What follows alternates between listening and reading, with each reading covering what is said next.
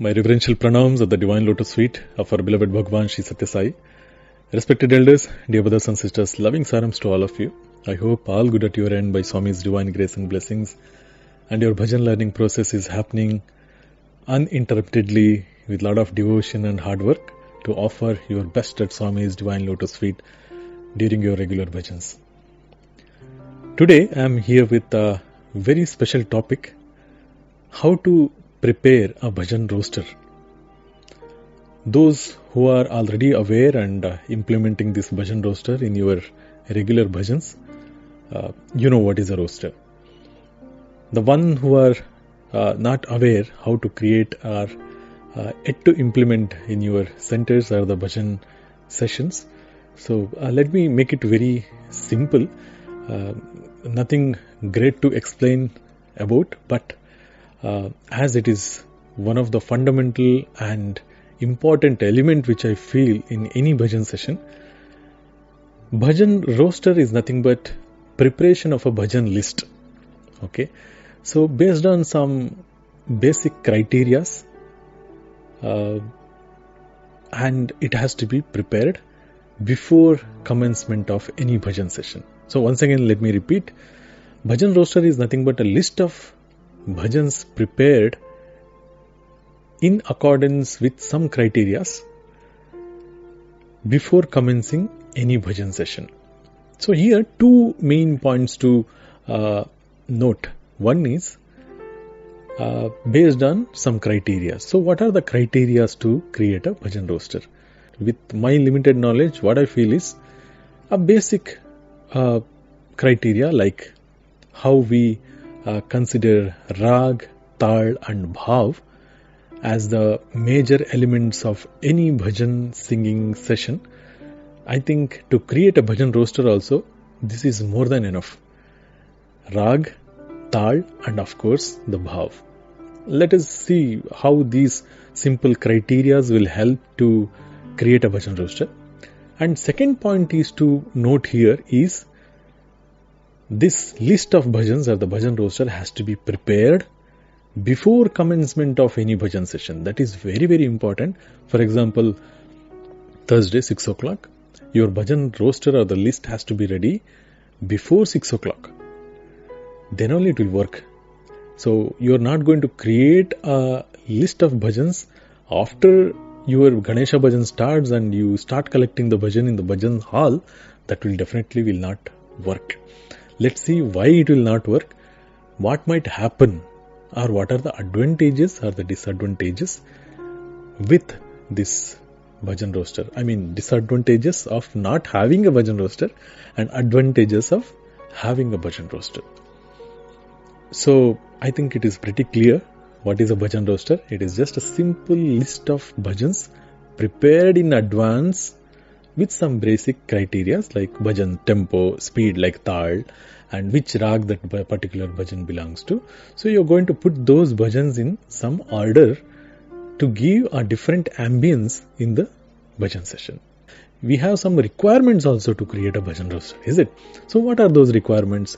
For example, first we need a singer, and next you need to find the bhajan which that particular singer is going to sing. Is it? So these are the important things which we require now. And of course the instrumental players are required if you have to put it in the roster so that it will be fixed. Now for example, tomorrow once your bhajan starts, you are not going to search for tabla player or harmonium player. If you fix your singer, fix the bhajan and fix the instrument players well in advance and put it on a list of bhajan list and share it with others.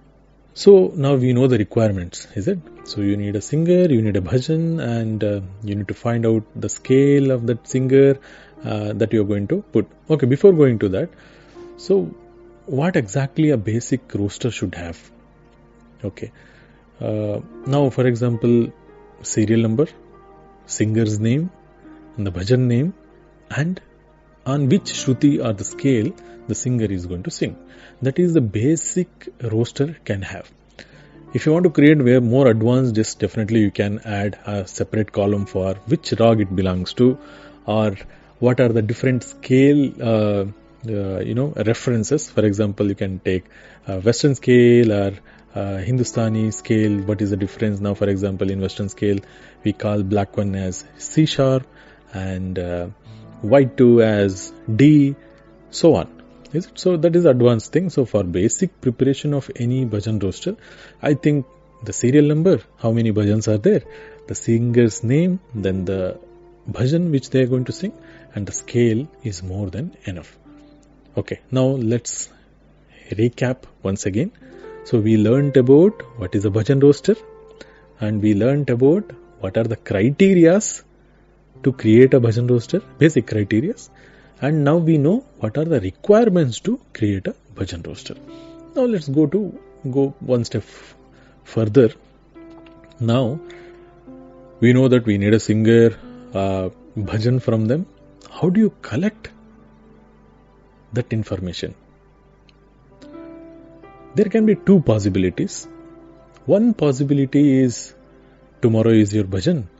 Today you ask them to send a message in WhatsApp that which bhajan you are going to sing. And they will send a small bhajan or difficult bhajan or a big bhajan that they are going to sing. Based on that you can create a roster. But that is not a safest way, I feel, which we'll discuss further. And personally, if you ask me, that is not a recommended one. Unless it is very urgent, you don't have time to prepare, maybe it's a birthday month or something. Today you have this week you have packed things. That time maybe you can choose this option. If that singer has already sung that particular bhajan, you can collect those bhajans through WhatsApp and create a list. That is definitely, I'm not okay with that idea for sure, except for the emergency purpose. The second option is calling all the singers in a place where you can collect their bhajans, at the same time fix a suitable scale for them to comfortably sing in the bhajan session. For that, you need to definitely conduct a practice session, which is the most promising and most beneficial thing to follow prior to an bhajan session. To create a bhajan roster, how do you collect all these basic details for a bhajan roster?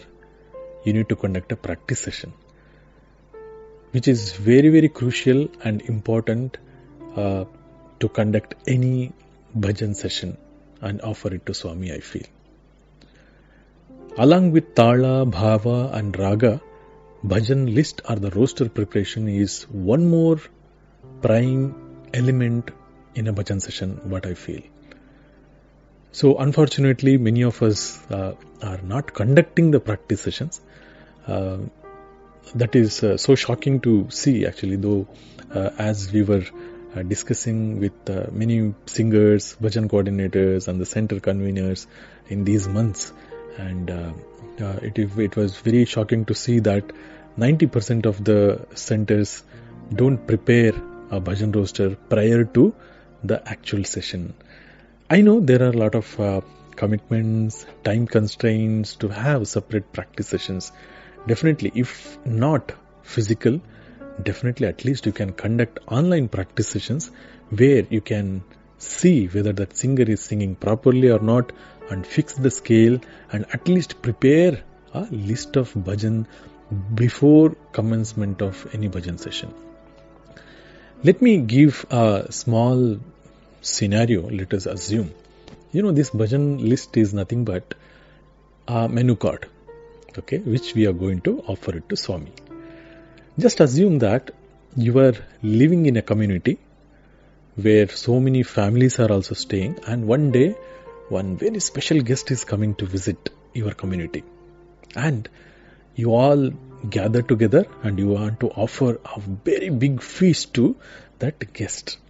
And that guest is not coming alone. That guest is also coming with some of his friends, because you so lovingly called him to come and visit your community. So he is coming along with his friends also, with a lot of enthusiasm. Now you have to create a food menu, is it? Why food menu is required is because if it is your family function, your individual family, and one guest is coming to your house, you are the authority, is it? So all the food preparations will be done by you, and you decide which one you are familiar, which one you are good at, you prepare and serve them.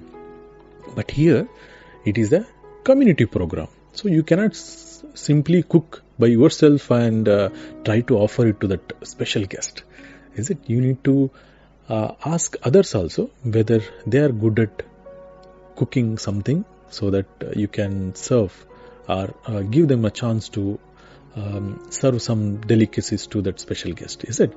Now, for example, assume that you have around 15 families which are staying in your community. So you just collect a list of items, 15 family, 15 items. What are the items they are good at? One might be good at cooking biryani, and one might good at preparing a paneer dish, and one may good at cooking a pakoras. Okay, anything. Is it? Now you know that the guest is very, very special. Being a leader of that community, do you just accept whatever the food they prepare and bring, and you just serve it to the guest? Yes or no? Definitely no. Definitely no. You're going to ask individual families to make some sample of those and bring it to you, so that you taste how it tastes. Then you decide whether that particular family has to prepare paneer masala only, but they are not up to the mark. You ask them to change to another menu which they are very comfortable to make, okay, and which tastes good, and the guests will be happy, and even the guests' friends will be happy. Why I am mentioning this example, which suddenly strike was, now let's relate this small example with our bhajan practice session and the roaster preparation. As I mentioned, bhajan roaster we compared with the food menu. Swami, it is a Naivedyam menu. For simplification, let me call it as a food menu. Okay. Now, tomorrow is a Thursday. Tomorrow is Thursday, and 6 o'clock your bhajan session starts. That means tomorrow 6 o'clock your program, community program. Okay. And you have invited the guest. So he will come by 5:45. Is it? Now, here Swami is our chief guest. Is it? So, and have you ever seen Swami going alone somewhere? Definitely no. He will call some of his friends or the guests, as I mentioned before. Is it? For the community also, if you ask some guests, so he will come along with some friends. Now, who are those friends? The friends are nothing but the other devotees who comes to enjoy and connect themselves to Swami. Is it? If you see in any bhajan center, it's not that only singers and the instrument players and the chorus singers sit and perform or offer bhajans, right? There are so many other people who are not at all involved in bhajan singing. For example, not bhajan team, they will join. They are nothing but Swami's guests.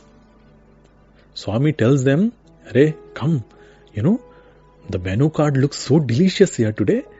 I want you to, taste each and every dishes prepared by these 15 families."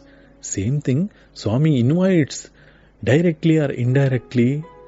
You see, Swami says many times, without my will, you will not be able to keep your foot inside a mandir.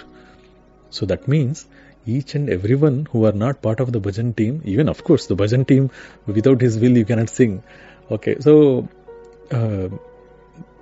those people visit the bhajan center to taste this nectarine delicacy of bhajans.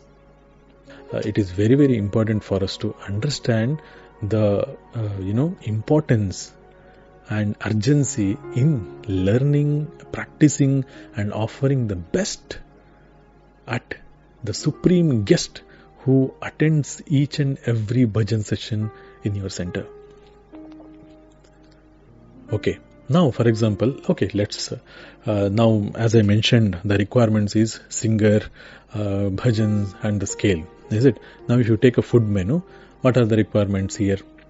Is nothing but singer is nothing but the cook who is going to cook. This 15 families, na, the cook family member's name and which dish they are going to prepare. And as I mentioned, if you don't check for the quality and the quantity, the next day you will be embarrassed. Is it? So you cannot just tell that 15 families that cook whatever you want to cook. Or no problem. If you don't know how to cook also, no problem, yeah? No problem. We have time, na? 6 o'clock bhajan starts. Let Ganesha bhajan start. After that, till 6 to 6:45, we have enough time, na? Let's cook together. You want to cook paneer? No problem. You cook paneer. In bhajan center only we will cook, na? So, do you think that Swami will be happy with that? Or Swami will be able to cherish whatever the thing which you want to offer it to him? Though it might sound very rude, I'm telling this fact. See, we keep Swami's chair in each and every mandir for a purpose. What is that purpose? Just for decoration? No, definitely it is not for decoration. Because Swami insisted to keep a chair for him in each and every center or in the mandir, that Swami will come and sit there to enjoy whatever the offering which we are doing. It is not that Swami physically don't come and sit there. It doesn't mean that he doesn't come. Because many of the centers, devotees have witnessed Swami coming there and sitting in the chair, on the chair. So in that case, how our offering should be? See, what happens is, for example, you coordinated everything. Now, for example, you called all the 15 families, you collected their menus, then you asked them to give a sample of their food preparation. Then you tell them, no, this is very spicy, just make some adjustments or cook something else which is very easy for you to cook. Everything. On the day of offering, if something goes wrong there, that's okay. Swami knows everything. Is it? Oh, okay, no problem. In urgency, she was bringing it, became cold. It became cold. No problem. Still, I will have it. Swami will have it. But if you don't take any step to analyze the cooking, simply you give any cook to cook something and just come and offer it to the chief guest, what he will think. And one more thing to mention here. Many may say that, why we have to practice. We are singing for some 30 years, 25 years. Why we have to practice? I think in our first session, Brother Ravi Kumar has mentioned very, very nicely that, when we grow in life, our experience doesn't matter. How our availability and how our dedication towards Swami is what matters. Is it? So here, as I mentioned, Swami doesn't go alone. He is also bringing some of his guests also. Like the non-singers or non-participants of a bhajan group are also there. You can say Swami, you are a Bhava Priya, not Bahya Priya. Even if I cook very badly, you manage, na? You are Bhava Priya. But what about others? You cannot expect all other guests also to feel the same, because Bhagwan is Bhagwan. But you cannot expect all others who have come with lot of pain, just to have some relief in the center, just to connect with Bhagwan, to share their problems or anything through bhajans. And you are the sole medium to connect. And if you spoil that session, that's why Swami called, you become a sinner than becoming a singer. So, basically what I want to say here is, just think 100 times before offering a bhajan to Swami. Today I felt this is the opt day, because today is August 15th. We have exactly 100 days for Swami's birthday on November 23rd. As I mentioned in my previous session, this is the time to decide and have a pledge that before offering any bhajans to Swami in the center, let me practice the bhajan minimum 100 times to get that rag, tal, bhav and entire meaning of that particular bhajan. So that is what matters finally, is it? It is not that. And one more thing I had to mention here, as I mentioned about cooking with the entire community and offering it to Swami. Again, one more valid point here is, for example, if you are cooking in your house, you are the sole person to decide what you want to cook for your guest. Nobody is going to question it, because that is in between you and that guest. Likewise, when you are singing alone in front of your altar, you cook whatever you want to cook. You want to sing anything, you cook. That is in between you and Swami. But whenever it comes to community, as I mentioned, there are 15 communities are there. You cannot tell that I will cook everything, you don't cook anything. No. So they will also cook. You are the sole responsibility to check whether they are cooking properly, whether it is up to the mark to serve it to the chief guest. So that is what each and every bhajan coordinators, each and every center coordinators, I think we have to be very, very vigilant on it. So as I mentioned, we have 100 days from today onwards to Swami's birthday. I request all of you to take this as a sadhana for Swami's 100-day sadhana until November 23rd. Okay. And if you are not conducting the practice session, please today you speak to your coordinator or the center president or somebody, just request them that we should conduct a practice session before offering it to Bhagwan. Definitely nobody will say no. As I mentioned, we were doing a lot of sessions with some of the centers, and many of the centers, it is spot allocation. They don't prepare any list. So 6 o'clock bhajan starts means you start with Ganesha bhajan, and whoever available, you want to sing Ganesha. Your favorite is Ganesha, va? Oh, sing Ganesha. No, your favorite is Rama. Why not Krishna, yeah? Last time you sang Krishna, this time you sing Rama, na? So all this conversation is happening where? In the bhajan session, in the bhajan hall itself. So just please remember one thing. Once our 3 Omkars starts, Swami will be present on the chair in the center, in the Bhajan Mandir. I request all of you to be very, very serious and respect that sanctity of the center, sanctity of the Mandir. Based on that, create quality offerings to offer at Swami's lotus feet. That will not only improve your bonding with Swami, that will also change the impression of center, the organization in a global level. Okay, Swami doesn't need any of our publicity or any of our extra offering for him to survive. These are all offerings are for our benefit, to change our attitude towards our offerings. So I request all the elders, all the singers, center coordinators and bhajan coordinators, let us take this as a challenge. And so as I mentioned, these bhajan sessions are not for experiment. You go to the center and do whatever experiment you wanted to do.